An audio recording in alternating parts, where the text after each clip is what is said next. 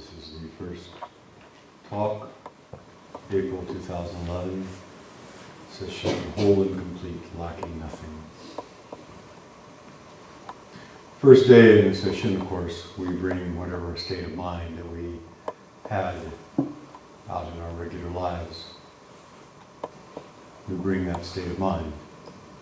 And it's a state of mind that claims past ideas, projects, problems, judgments, evaluations. We could call that state of mind the grasping mind, the dissatisfied mind, the unhappy mind, the addicted mind, the distressed mind, the deluded mind, the relative mind, the mind of discrimination, the mind that discerns, the mind that is always preferring this to that. Many names. This particular mind, this particular way of thinking, being, we're always trying to get the best and avoid the worst. We're always trying to get what's beneficial to us and avoid what we view as detrimental to us. We're always trying to find things that are pleasurable, that make us feel esteemed, that make us feel success, and always trying to avoid things that don't. This mind is the source of suffering.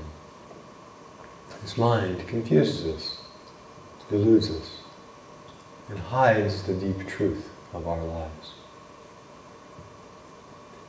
As a whole, as our culture, we tend to support efforts to heal the sick. We've made major efforts to heal tuberculosis, polio, type 2 diabetes, heart disease, cancers.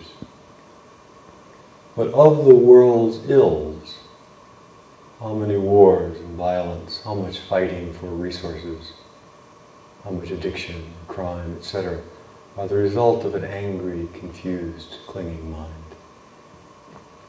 Much of it. This is what we are working to heal. Is this source of so much suffering, so much dissatisfaction, so much dismay.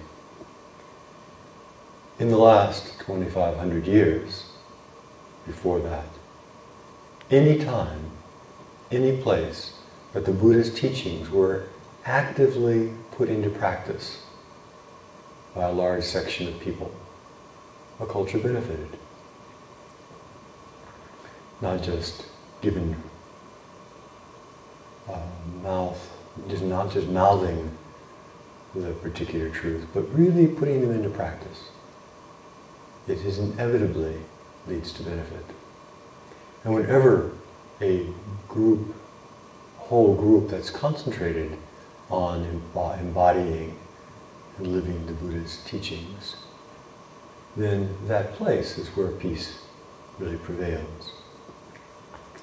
But it's also true that whenever a single person applies the Buddhist teachings to their life, everything is better. Even the hard, challenging, difficult times turn out better.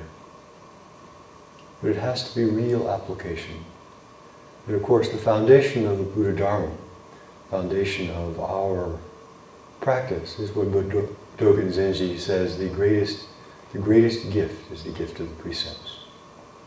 So we begin with the precepts, with Sela, looking into the ethical teachings of Buddhism. And of course they can be seen at many different levels, but not to lie, but to speak the truth, not to steal, but to respect the things of others, etc. And then we have to have ongoing spiritual practice. We have to have samadhi. We have to have an ongoing investigation. And there are many different ways that can be done. And then the resulting wisdom and compassion, the resulting openness of the heart and mind needs to be offered to others, needs to be actively worked with. And of course, any place in the world, not just the Buddhist world, but any place in the world where people have a strong ethical foundation, a deep ongoing spiritual practice, and then the turning out and offering of whatever love, beneficence, wisdom comes from that for the benefit of others. That place is really worthy of support. And that place, whatever that particular practice is a place of refuge.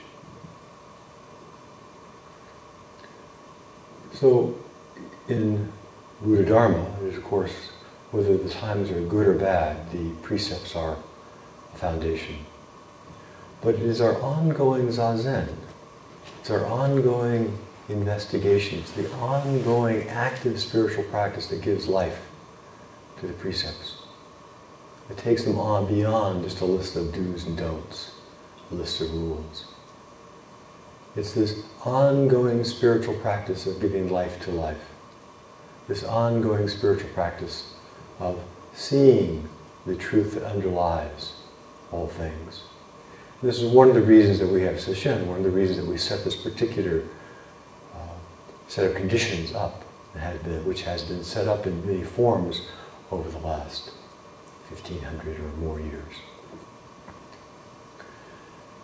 This ongoing practice, of course, has many sides, as all things do.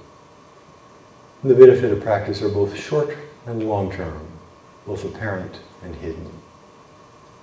Dogen Zenji says, the effect of sustained practice is sometimes not hidden. Therefore you aspire to practice. And sometimes we see sustained practice. We see the results of people's practice. We see the kind of person that emerges. And because it's not hidden, we sometimes want to see that for ourselves, become that kind of person, bring out those best qualities in us. He continues, the effort is sometimes not apparent, and therefore you may not see, hear, or know it. You should understand that although the effort is not realized by you, it is not hidden. Any place, any time that we are embodying the Buddhist practice, the Buddhist practices, looking directly into what is true, benefit emerges. But what is the essence of practice? We all understand the forms of practice. The practicing of the four postures, sitting, standing, walking, and lying down.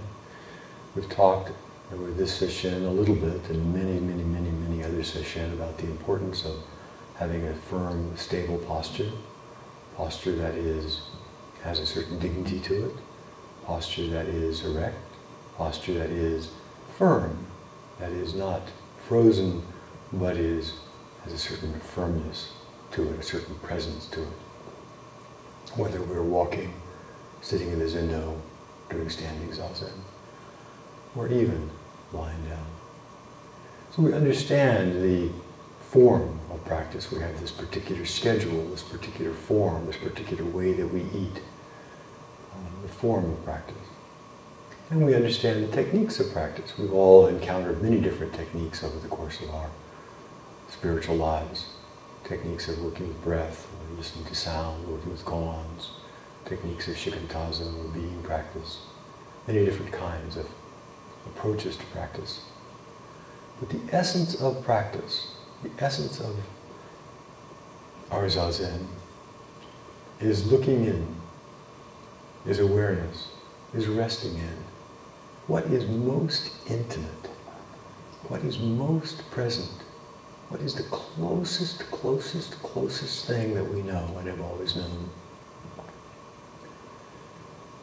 We somehow keep thinking that the fruits of practice are somewhere else. The fruits of practice are some other place or time. But the practice the essence of practice is to see, embody, rest in, be the one source of all things, which of course is here right now, at this moment.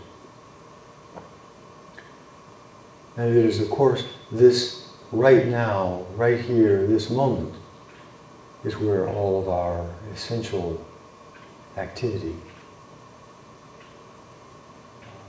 is concentrated.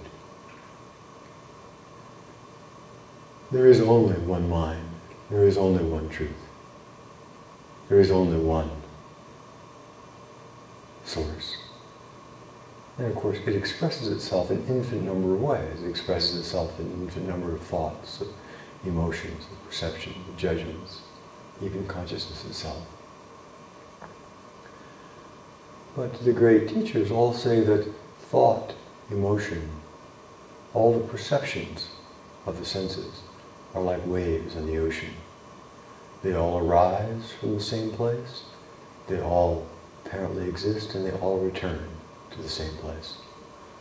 And while they look very different as waves, they are all water. So in our case,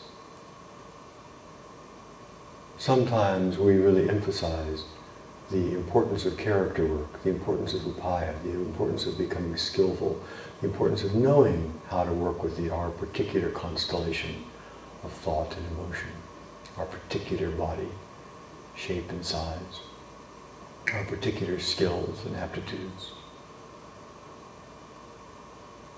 But in Sesshin, our main emphasis is to turn our attention to where thought arises, where the waves arise, where emotion arises. What is it at the very most fundamental? It all comes, everything comes from this great mystery. For lack of a better word, for lack of a better name, we say true nature, Buddha nature, ultimate reality, whatever. They're all just labels, and because they are labels, they are standing outside labeling something which is not a thing. This source of all things is unborn, it's unchanged since the time of the Buddha. And everything that is born or dies within it. If we look carefully at it, watch the arising of thought, and watch thought come, where does it come from?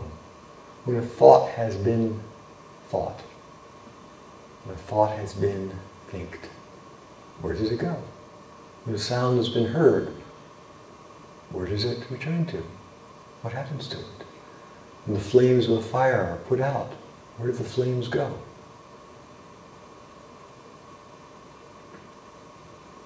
This mysterious place, source, is not a thing.